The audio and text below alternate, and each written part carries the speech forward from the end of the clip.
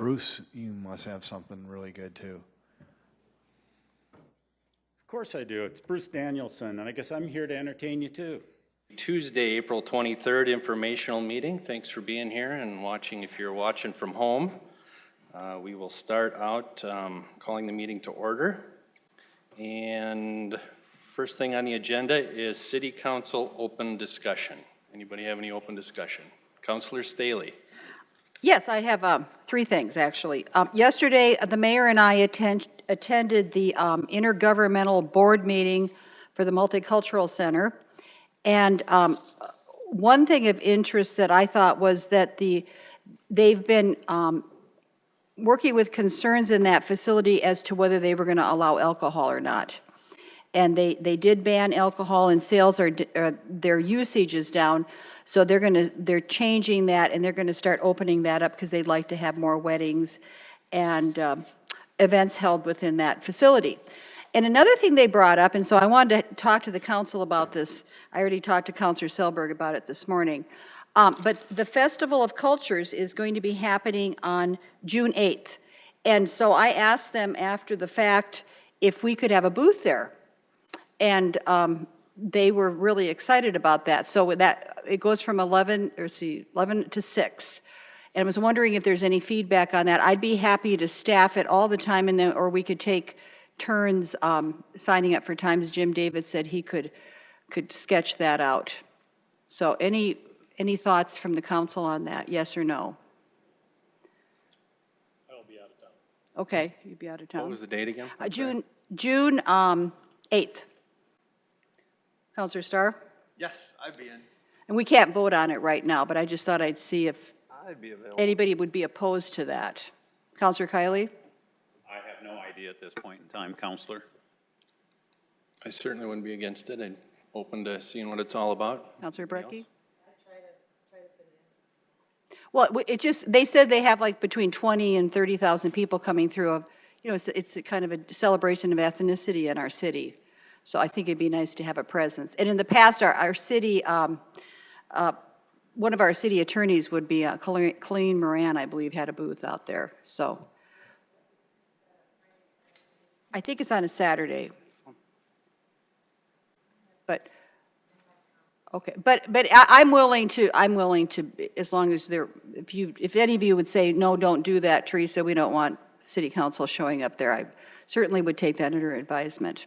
So that's the first thing. The second thing is that, the Event Center Task Force Study Group is having their second meeting tomorrow, 8:30 at the Convention Center. Now it's open to the public, so if anyone would like to mosey in, you could come in and listen to that discussion.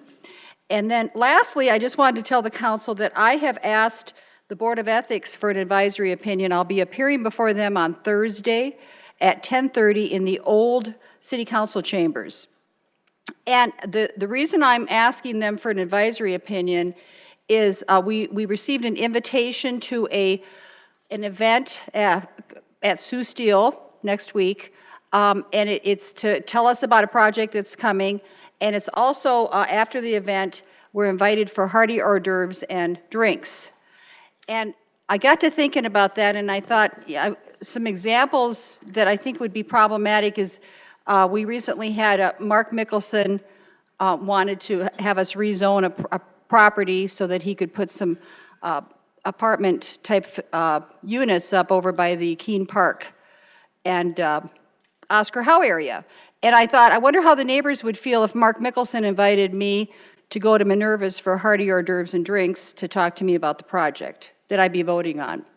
Another example would be Lifescape. We had this issue where we were voting on the vacation, and if Rick DeSanto had invited me to go to Minerva's for hearty hors d'oeuvres and drinks to talk to me about vacating the property, the street, and/or rezoning that block for parking, I'm wondering how the neighbors would feel about that conversation and that event.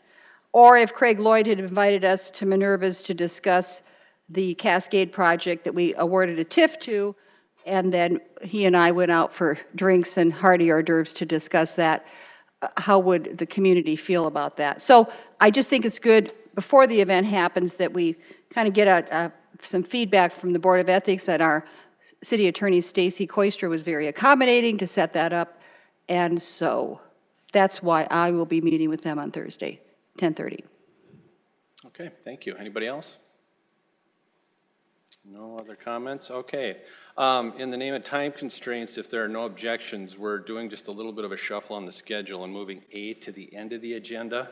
I think we'll still probably get to everything, but we do need to get done, hopefully have a public input starting by 5 and be done with that by 5:15 with our schedule tonight. So we will get things moving right along here. So we will start out with spring flood recovery update.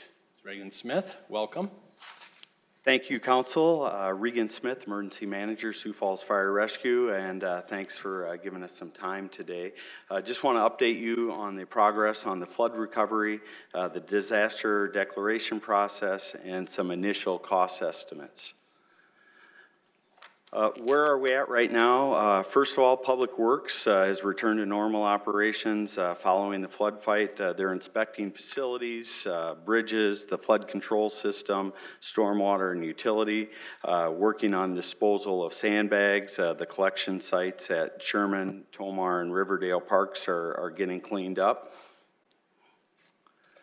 Park Department, a little different situation, but good news, all parks are open as of last Friday, thanks to the hard work of the park team and many community volunteers. Small portions of the bike trail system remain barricaded, and they're still impacted by floodwater and debris. Those will reopen when waters go down and debris is removed. Recovery at the parks along Greenway is going to take some time, and we continue to ask the public to remain very patient here. I did share some picture books with you that show you the damage of the extent of the damage and debris throughout the park system. It might be something that you haven't seen up to date. Disaster declaration process. The city's working really hard with Minnehaha County, state of South Dakota on that process. The incident period is currently opened. It began on March 13th. We expect it's going to close tomorrow, barring any significant weather across the state. We need to work with the county to get that documentation through the county EM to the state by May 1st. And then once that happens, we'll conduct a preliminary damage assessment with the state of South Dakota and the Federal Emergency Management Agency the week of May 13th. Once that is done, all that information will be compiled. We know there are at least 60 counties that are pursuing this across the state. The governor will review that information, forward that to the federal government, and then the president will determine if a federal declaration is warranted. Just so you know, there are some minimum thresholds that we need to meet. There is a $3.82 per capita for that public assistance, and that's damage to city facilities. So Minnehaha County would need to have about 640,000, Lincoln County about 169, and the overall state of South Dakota 1.2 million. If we would be included with that declaration, the public assistance program includes reimbursement for debris removal, emergency protective measures. For us, that would be the flood fight, water rescue, barricading, things like that. Permanent work to our infrastructure, roads, bridges, utilities, and then of course the park system. There is a cost share to this, 75% federal, 15% local, and then 10% state. So where are we at here in Sioux Falls? We did, right when these disasters start or big emergencies start, we have finance start a project code. So we code all of our costs during this from day one. And just a snapshot of where we're at right now is overtime is the first item, and that's for parks, Public Works, Police, Fire, and then Planning and Development. They have expended $183,000 in overtime. Rentals for things like water pumps, barricades, some equipment, $155,000. Materials, sand, clay, the track bag system, $236,000. And then some bills or encumbrances that have not been paid yet. And those are things such as the filling of the track bag system by a private contractor, bridge inspections, removal of filled bags from those drop sites, some flood modeling we had done, and then emergency work at Brandon Lift Station, and then some signage that's been purchased at Yankton Trail Park, and that's at $155,000 also. So a total cost that we've incurred to date is $732,000. Not included in this is city equipment time that hasn't been compiled yet. We have not received the bill from the State Department of Corrections for the inmates. And we didn't include the full-time wages because those aren't an eligible item for FEMA. The permanent work, we did conduct an initial damage assessment across the city, and those totals came up to $1,450,000 for permanent damage at Legacy, Dunham, Yankton Trail, Tomar, Sertoma, Cherry Rock, Spencer, Riverdale, and Falls Parks. This includes things such as bridges, picnic shelters, a lot of electrical components, the Tut Hill Warming House, and various equipment items. Again, this equipment or this information will be compiled and shared with Minnehaha County and the state of South Dakota. The state and FEMA will inspect many of these sites that second week of May as part of that preliminary damage assessment. So what are we looking at? At least right now, again, this is just a snapshot of today with that permanent work and that response work that we did during the actual flooding. We're at $2.1 million. Individual assistance. We're still encouraging residents that need help to contact Helpline Center at 211.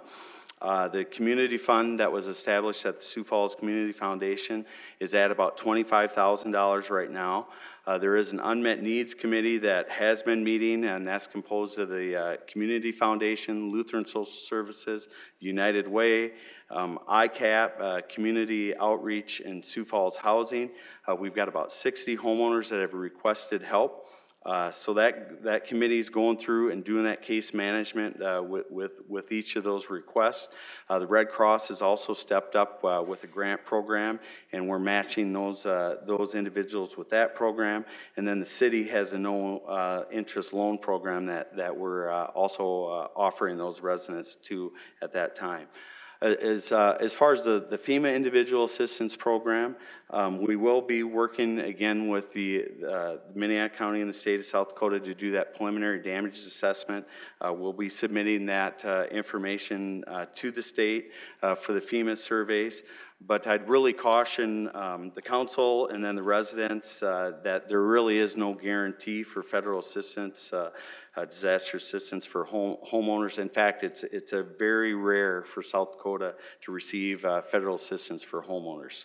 So again, we're gonna do our best to gather that information, give it to the state and the federal government so they can make that assessment and provide relief if possible. With that, I do have some members of our flood team here from Parks, Public Works, and Finance, and we could answer questions. Thank you, Regan. Any questions from the council? Councilor Sale? Thank you for your presentation. I have two requests. You indicated that regular full-time wages are not reimbursable by FEMA, but could you provide to the council the total number of hours that city employees spent fighting the flood? I don't know if you have that. I don't have the hours on me, but I can tell you those full-time wages were $258,000. Thank you. And my second request is, I know as we filled sandbags that you had to log in and sign in, and those things I believe would probably be tracked. Do you have any idea how many hours and how many people were actually filling sandbags at the sites in Sioux Falls? I do. I can tell you we had 2,800 volunteers, total volunteers. Of those 2,800, 2,500 help with sandbaggings at 3,700 hours.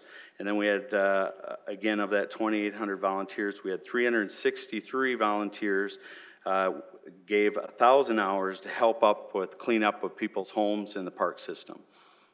Thank you.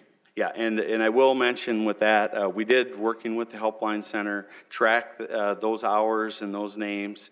And if we do secure a federal declaration, we can use that time. They come up with a wage for those folks, and we can use that as the city's soft match for the disaster. So we'll save the taxpayers a little bit of money here. Thank you. Any other questions? I have a couple real quick. I don't think I saw anybody else's hand up.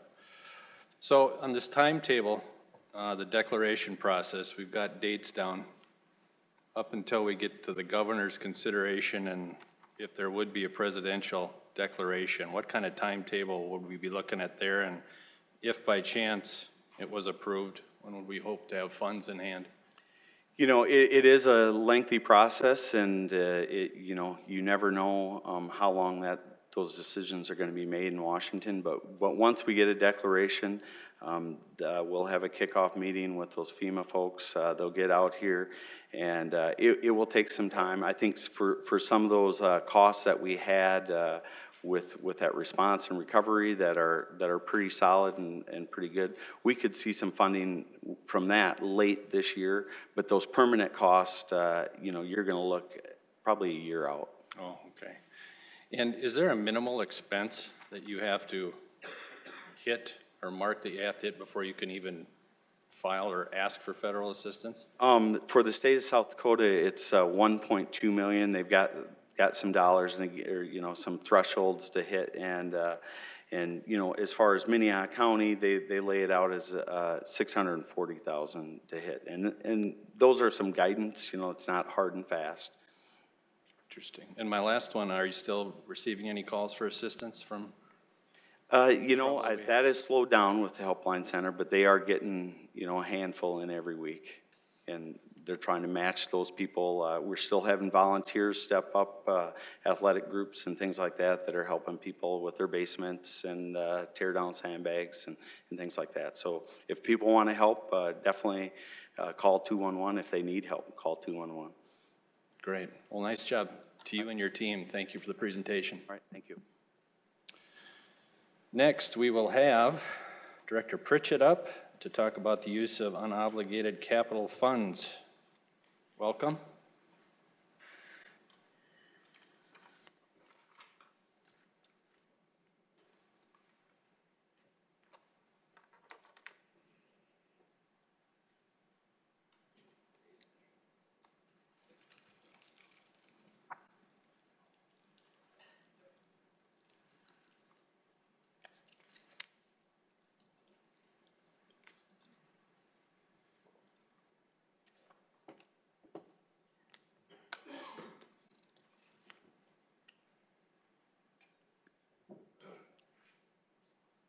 Good afternoon.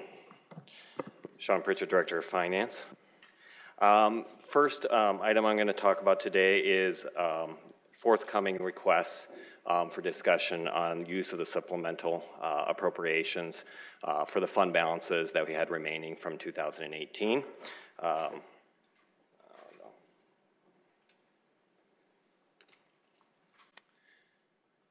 So as far as when we looked at the fund balances, and there was approximately $4.6 million that was available presently for appropriation. This would be through the capital fund, so the sales and use tax fund for capital projects.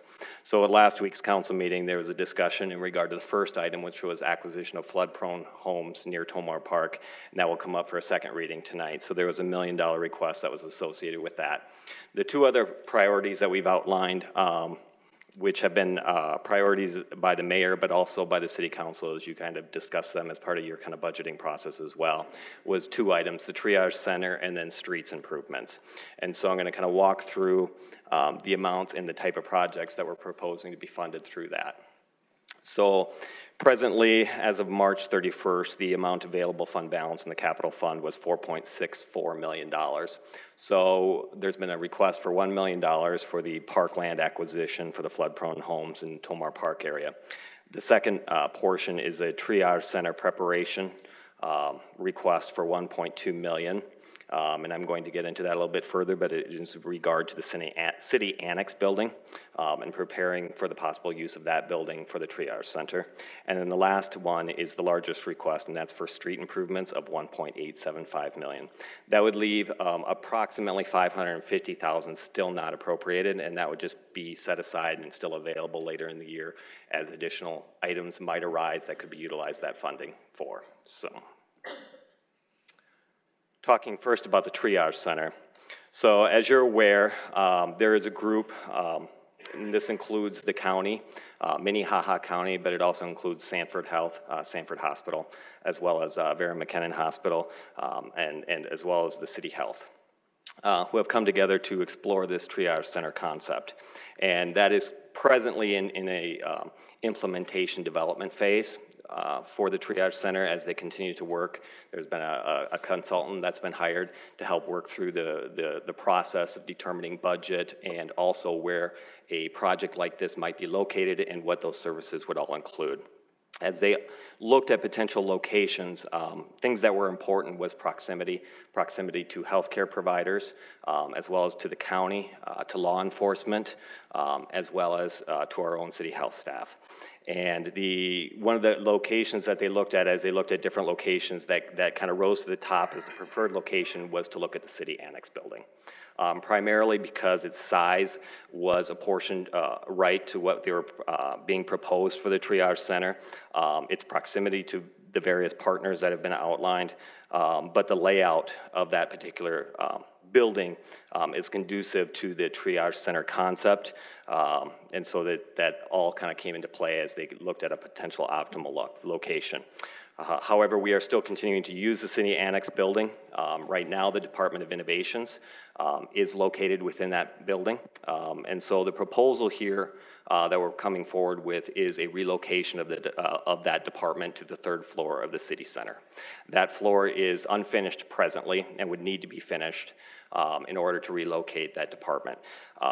Part of the reasons for the relocation, in addition to making the city annex building available for the triage center, is that there would be increased efficiencies by consolidating our administrative functions within City Hall and within the city center, and moving out of the city annex building. What would occur is what we're proposing right now is that GIS would actually move to the City Hall building, that portion, and then we would move the rest of the departments, so the help desk, the IT services, all of that would move to the third floor of the city center. Also, the other issue is that in terms of size of that building right now, we're running out of space for the Department of Innovations, and so we're really not having additional space available as we need to for the employees that are being hired there. So what we're looking at is a total request of $2 million, and that's what it would cost to finish the third floor, based on the estimates that have been put together by Public Works and by engineering. The request here is only for $1.2 million. The difference of that is about $840,000. So that $840,000 is comprised of two components. One, there's about $550,000 left in the existing city center building construction project budget that would be available to help finish that third floor. The second component is there's about $290,000 of the bond that was originally issued for the city center that was never appropriated. So it was kind of the last piece that it was not appropriated as part of the construction budget. So there's actually $290,000 that still could be appropriated, but would require an appropriation from this body as well. So $550 is already appropriated. We would have to ask for two pieces, the $1.2 million from the sales tax fund to be allocated to this project, and then the $290,000 from the rest of that bond. The second piece of the request is the $1.875 million that's related to the streets improvements and highways budget. So we are getting into that phase where we're already going to construction, and so determining shovel-ready projects is a little bit more of a challenge this time of year because you have to have time for design and for implementation, and then to hire contractors to do the work. So the easiest thing to do is to take some of those funds and make them available through some of our current street rehabilitation funds. And so the request has been for 1.575 million for the Asphalt Street Reconstruction Fund or Rehabilitation Fund. And the projects that would be slated for use of those funds would be 49th Street. That would be from Marion Road to Solberg Avenue. The second piece would be Minnesota Avenue from 2nd Street to 4th Street and from 11th Street to 18th Street. And then also the 6th Street from Minnesota Avenue east of Main Avenue. Lastly, the piece that comes into play here is a request for $300,000 to begin the design phase for Marion Road to Madison to Maple. And the reason for that is because at the time that we put together the original CIP, we weren't aware of, at that time, where the new location of the high school would be. That was decided in October, long after the CIP had been approved for 2019. So this would allow some funds to be allocated to begin the design phase for that, to stay in target with work that we may need to do as it relates to that high school construction, which would be a planned project for 2020. In terms of the supplemental timeline, this evening you'll take up the second reading and adoption for the parkland acquisition portion for the $1 million that's been requested for that. As far as the streets portion and for the triage center portion, we would have planned for a first reading request on May 7th and a second reading of that appropriations request on May 14th. Also on May 14th, we would also have a resolution amending the capital program for the triage center and as well as the street improvements. With that, there's several people here in the audience that hopefully can help back me up on some specific questions you might have if they're related to the triage center as well as from Public Works related to the projects that are being proposed there. Thanks, Director Pritchett. Questions? Councilor Staley? Sean, now I thought that the triage center was going to be funded by, it was going to be a shared project with the county and with the city and then with private entities. You're going out to the hospitals. So where's that at? That is still in the discussion phases in terms of how the players, everybody is already in discussions of how they would, everyone is agreed to participate. How the city participates, if it's more on the capital side, so if we're utilizing our building, then we wouldn't necessarily, we would look at what our real contribution would be on the operational side. So we would take into consideration. So what's the county putting forth for capital expenses? I mean, I guess I'd like to see the whole piece, because I thought when we've had these discussions in the past, I've raised this question is how we're going to fund this thing, and I was always told it was going to be a joint project. In fact, I was kind of led to believe that maybe the hospitals were going to step up and take the brunt of the whole thing. So this is the first I've ever heard that the city is going to be providing the actual physical structure. And is this something everyone's bought into as far as having it located at this place? Correct. And I can have is the county Frank can talk about that, but yes, the county and the healthcare providers have all been involved in that conversation. That doesn't mean that there hasn't been a final decision as far as the building itself, whether, if there's a new entity set up, whether that takes ownership of it, and then there has to be shared cost in acquiring the building, or if the city contributes that and we don't contribute as much on the operational side ongoing. So those are still. I'd really like to see the county here to hear from them what they're going to be putting forth.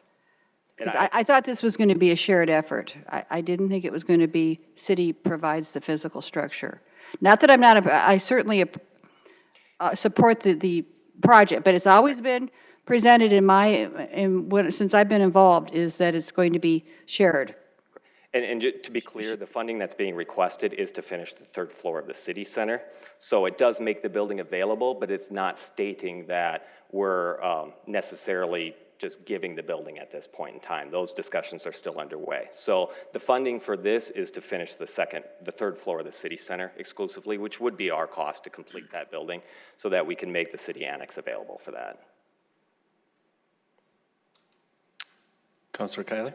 Yes, thank you. So in other words, Sean, we can make the investment up front, but we can still recoup our investment from the other stakeholders in the triage center. Right. We're essentially investing in our own space to relocate a department to make the building available.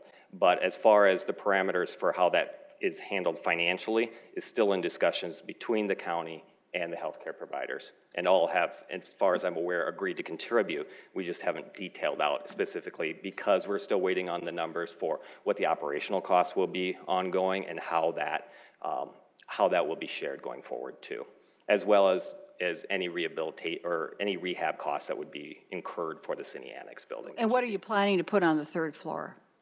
That's where the Department of Innovations would be relocated to, third floor city center. Were you still going? Okay, thank you. So I understand that we're finishing off the third floor of the city center for our own use, for city use. Correct. And that's why we built the additional space in the first place for future use such as this. And then with the triage center, again, going back to my question, once this is all formalized between city, county, and our health systems, there are avenues available for us to, it's similar to Metro 911, which is shared between the city and the council, where we're paying rent to the county for use of the facility, and we're sharing the costs of the employees and healthcare, so forth. But there's avenues available such as that with the use of the annex building. And I failed to point out too, the timing of this is important because, you know, it will take between design and completion of construction and getting bids and completing construction for the third floor city center. We wouldn't be able to vacate the city annex until probably December of this year. So there's just so much lead time. I know that I think it's been a goal for the triage center to at least begin a pilot phase of that project in early 2020. So to get to that, that's kind of why the request is coming now. This is, I guess the first piece of it is to be able to vacate that building so that it can be utilized for that purpose. Councilor Neitzer? Yeah, and a couple of points. Of course, maybe we kick in more capital and then somebody else kicks in more operating and then it equals out. Yes. So. Yep. Well, first of all, anybody who's been in the annex and seen IT, they're squished. It's like walking back into 1972. So it would be good to get that taken care of. But you know, as I was thinking about it, this is really kind of a gift that's kind of come to us here, that it's just this perfect location in that this is a really important thing, but it's not, I'll just be blunt, it's not something somebody's going to want in their neighborhood. They're just not. And I remember years ago, you know, I love the Bishop Dudley House. I'm a huge fan, but I remember sitting in this room as a citizen and the amount of concern, you know, that's went on, and that still is a subject of concern. So to have something that's downtown, close to all of those things, but also it's not going to be something where somebody's going to be told, oh, by the way, we're going to put this in your neighborhood. So I think there's a big win there as well. I think that's a really important point, and I think one thing as I look at this too, you know, mental health is such a hidden issue sometimes within our community. We don't always know or are willing to acknowledge the extent to which it impacts our families. I think we're just starting to come to an understanding of how that impacts our community. I think having this particular facility basically within the city campus is a symbolic gesture that shows to the community at large how important this issue is. So important to us that we're willing to put it right beside our city hall and make it a priority for us going forward. Thank you. Anybody else? Councilor Kiley? And just one other initial thought that I had while you were presenting this is I like the balance that is struck here with this proposal, because we're meeting the needs of the many with the street improvements, but we're also meeting the needs of the few and the needy, the individuals that we will address this evening in Lotta and Rose Streets, as well as the individuals that are going to be needing the services of the triage center. So I really do like that balance. Good proposal. Thank you. Counselor Starr. Yes, I've got a couple of questions. First, Director, thank you. I think this is a great proposal. It's a good starting point for us to look at the priorities of the city, and as we look at, as a council, how to move some of these funds around to use the surpluses, the additional funds that, our tax collections were a little better, but we were also prudent in some of our construction projects to accumulate this capital surplus. So I'm glad that you're able today to bring, some ideas forward for us to put into play as we take a look at those funds. I guess my initial impression, one of the things that concerns me, and it's probably a question maybe for Director Franken, I know she was halfway up here a minute ago, but I guess my concern using a third floor facility for people who are intoxicated and difficult to move is that really, would the triage center be better in a location where it's on the first floor? It was one of the ride-alongs that I did with the police department. Taking people to detox is a little difficult where detox is located now because it's on an upper level. Whether it's second or third, doesn't matter. You still have an elevator ride. You still have some uncooperative people, some things that happen. And that's kind of the clientele of a triage center. Does it make sense to put this type of facility on a third level facility? Well, so the Department of Innovations will be on the third floor of City Center. As far as, so that whole building will be available for the triage center. Of the city annex building would be available for the triage center, and that's the intent, is to have the triage center at the city annex. Gotcha. And there is some conduciveness in terms of where the doors and so forth are, that they've toured the facility, the consultant has been in there, the partners have toured the facility and have looked at that layout and found it to be conducive to the kind of proposals for the programs and services that they're looking to do. Okay. If I could, Mr. Chair, one of the things that I guess that the other that stands out for me is that the leftover construction money, the trying to do that. Has your department, maybe I missed it and I apologize, but have we done a tie out of the building of what things cost, the final, we paid for some additional cooling units, we've done some things. Have we really put a proposal or a presentation together of where we're at, where the building came in, what the final construction costs were, and kind of presented that to the council? I haven't seen like a full layout for the final for that building. But working with engineering, they laid out how much funds were going to be left after everything else that they know is kind of outstanding there in terms of the change orders and the cooling systems and so forth. So the 550 was approximately what they felt comfortably was remaining within that budget that wouldn't currently be encumbered or planned to be encumbered for those. As comfort levels go, before we spend money, it seems to me that the council should take a look at where the building came in at. And not just estimates and feelings, but kind of give us a amount of where we're at with the building and where that makes sense. I mean, it's kind of hard to move forward with those. I mean, these are new numbers I'm assuming they're new numbers because I don't recall seeing any of these numbers before this afternoon. So before we move forward on some of those things, it would make me feel much more comfortable to know where the building came in and a short presentation of, did we bring it in under budget? What further expenses do we have into the future? Are we really at the end? And so getting that presentation, I think, would be really good before we move forward with spending those dollars. The other question that I think a lot of us ask often is, what else was on the list? Were there other things that were considered but didn't make the final cut? We have things, I think, as counselors that we'd want to see included in this list. Was there an additional list or additional projects that just didn't make the cut? There's always more projects than what there is funding available to do it. I think, other high priority things that even have been talked about here at the council, certainly we're still talking about the public safety facility. And so, whether we borrow for that, do we use some of the funds to help make a down payment on that? As we've looked at that, and that's a project that continues to come together, but it is, going in phases in terms of looking at partners and so forth as we put together that project. So it's taking a little bit longer than originally anticipated. So there really wasn't going to be a need probably for funding in 2019 for that project. As we look at 2020, we're actually looking at a whole bonding approach that may include some debt reduction as part of that bonding request. and it kind of encapsulates that whole public safety facility. But we're also continuing discussions with partners and how that would play into part for that and what funding gets brought to the table as part of that. So it was a little too early to look at that particular project. As far as streets and highways, you know, there's always additional projects that you can take a look at there.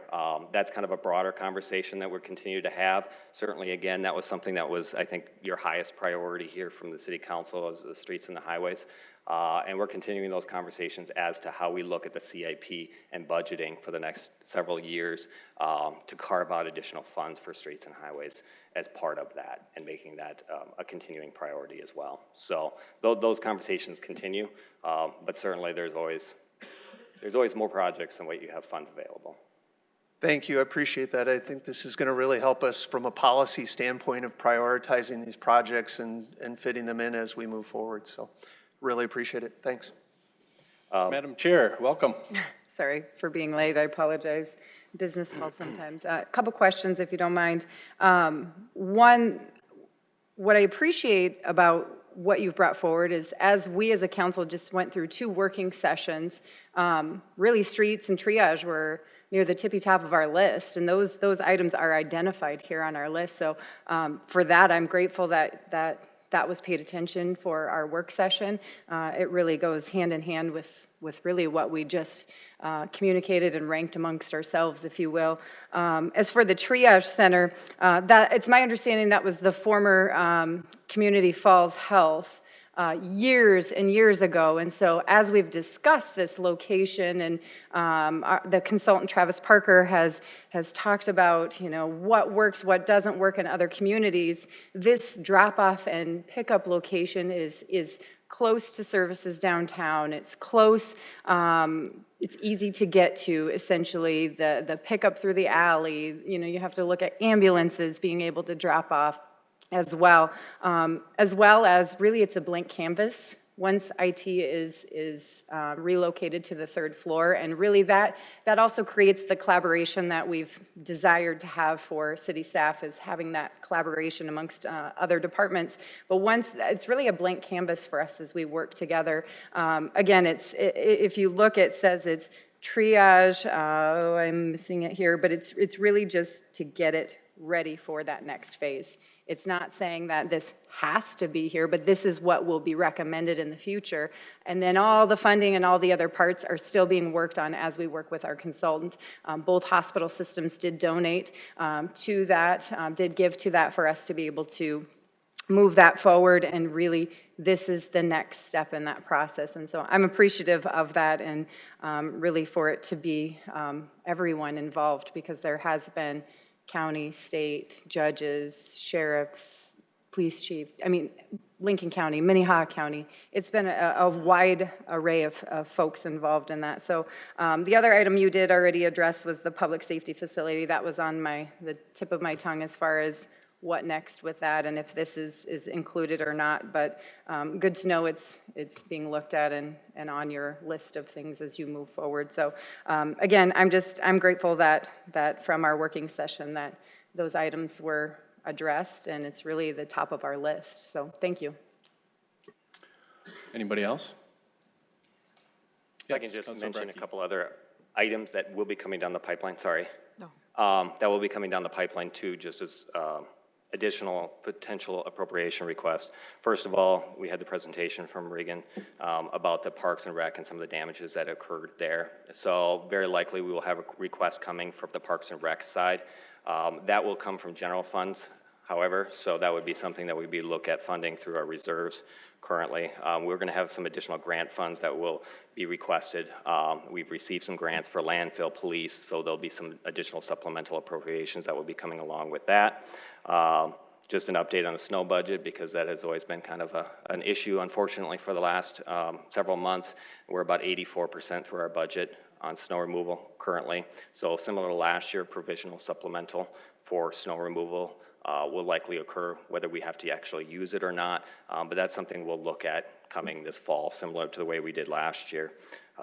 So I just wanted to pinpoint those as well. Sorry. Councilor Brecky? No, I was just going to, more of a comment than a question, but just really excited that you're at the point, the triage committee is at the point to make this really important first step. I think there's been pressure on the committee most recently to make their move. And so, I mean, I see this as, you know, they've been very thoughtful in their work. And again, I'm excited that they're at this point, and I'm excited that we're able to fund it. It was my number one priority for the city this year. I was really hoping that they would be at this place, and I realize, like Councilmember Erickson just said, I mean, this is, it's but we're stepping into it. I think this is an incredibly important first step, but I think it's important that the community understand this is just a first step. Having had the privilege of attending 2 national conferences this year, cities all across the nation are at different levels of trying to address what I will call, you know, the addiction and mental health crisis, because I don't like using the term opioid because now it's fentanyl. I mean, it's just jumping all over the place, but we are in a state of emergency in the country, and cities are in different places. There's cities, you know, a handful that are far ahead of us, and this is just a first step in the different kinds of things that we're going to need to be doing to immerse ourselves in the solutions. And one of the statements that I heard that was just, you know, very sad, but they said, if we could just stop at this juncture and just deal with the addictions and the problems that we have out there right now, it would still take us 3 decades to do it. This is a problem that's going to be long-term, and this is a first step, a really important one. But just so people know, I mean, it needs to keep going and going and going. I know the triage has 4 different goals, and this is just goal number 1, you know, to deal with that initial diagnosis and getting people the help they need. But it needs to take place in layers, and there's going to be more to come. And I'm just excited that they're at the point where we can really start moving forward, and appreciate the work they've done, and appreciate that, yeah, you're interested in using our supplemental funds for this project. So thank you. Yeah, I would probably second those comments. It's very exciting to see the ball get rolling on this triage center. And yes, there's plenty of details and questions to be worked out, but it's nice to see it get going because we need it, and the sooner the better. One question I have, the street improvements, those stretches we talk about up there, 49th from Marion to Solberg and right in there, when would that work start? And when would it be done? Any timetable on that yet, or is? I did not ask the question. I'll ask Chad if he wants to talk about timeline for that. Chad Evie with Public Works. That project is shovel-ready. Plans are done. It's ready to bid. So really, we would advertise, open bids, and get started as soon as we can. So it'll get done this year. Oh, okay, great. Thank you. You're welcome. Okay, no other questions. We'll move on to Director Pritchett is up again. We've got the March monthly financials. And again, just a reminder, we'd like to be able to start public comment by 5 o'clock. We need to be done by 5:15, so.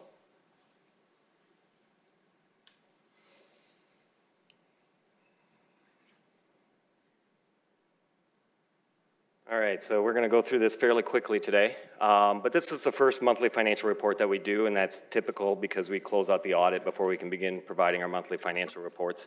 So that had been closed out and was presented yesterday. Just very briefly, I'm not going to go into a lot of depth, but unemployment rate still hovering very low for our community, sitting at 2.8% as of March. We also continue to see slow but steady growth in terms of our labor force. Kind of a piece to point out on the inflation rate.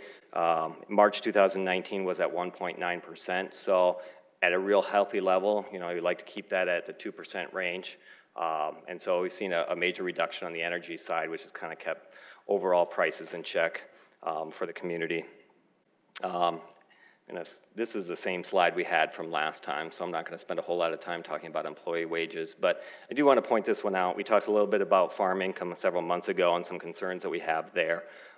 We had some updated figures from Q4 of 2018, so saw some positive change there in terms of where farm income has come in, and it was the highest that we'd seen since the Q4 of 2015. I'm a little surprised by these numbers because if you've talked to a lot of farmers and so forth, it hasn't materially improved in the ag economy right now, but hopefully this might be boding something better forthcoming. So we'll continue to be watching those as we go forward. Building permit numbers, just to kind of give you a snapshot here. So through March, we had approximately $134 million worth of building permits. That compares to $104 million last year. So we are up as far as last year, and we're very comparable to where we were through March of 2017. One item to note here that's a little bit more interesting is that we're seeing a reduction in permits for all across the spectrum for housing. So our single-family housing permits are down about 30% through this portion of the year. Our multifamily housing permits are about 50% down, and our other, which would include townhomes and so forth, are down about 33% as well. So we are seeing some reduction on the housing.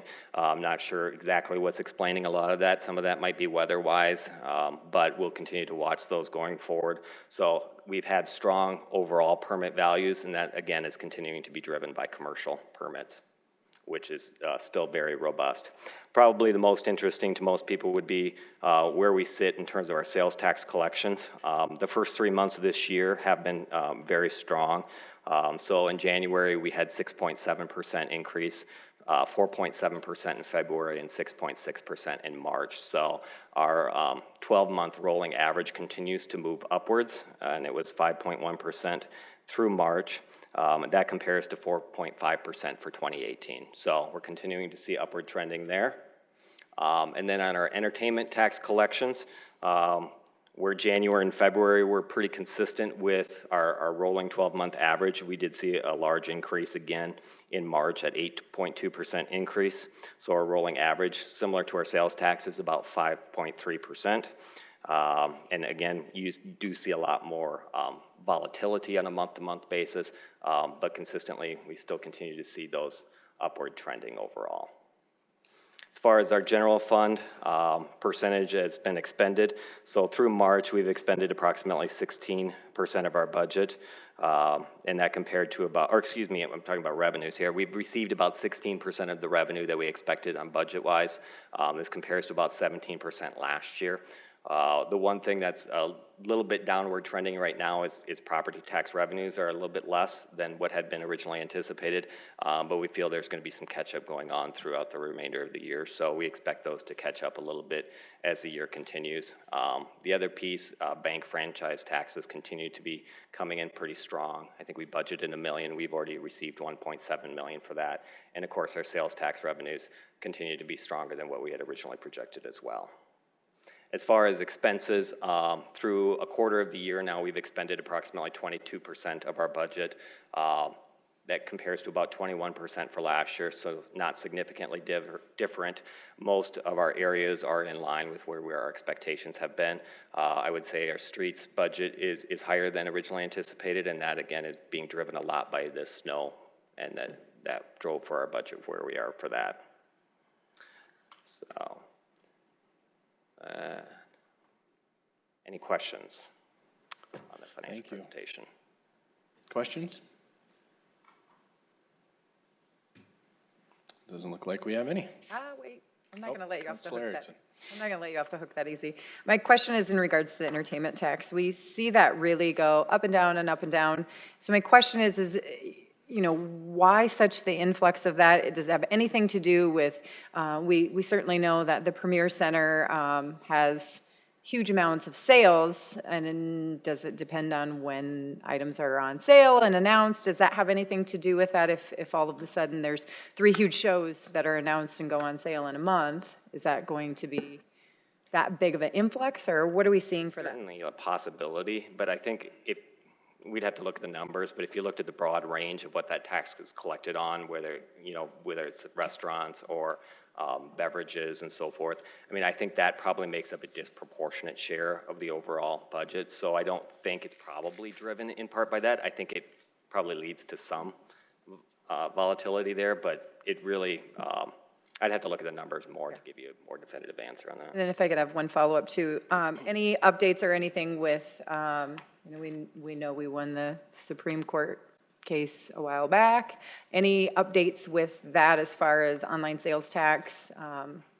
We've continued to ask the state if they've been able to kind of distinguish on the online sales tax piece to where that is. And I don't believe, I think Cody had gotten any response back from the state in terms of how that is factoring in yet. There's a possibility that we're seeing some of that occurring, especially with some of the stronger growth that we've had over the last 3 months in particular. But we'll continue to watch that closely too. Thank you. And if we have additional information, we'll pass that along. That sounds good. Thank you. All right, thank you very much. We'll open it up if there's any public input on anything we've discussed today. Okay, doesn't look like it. So we will adjourn and be back at 5:30. Thank you.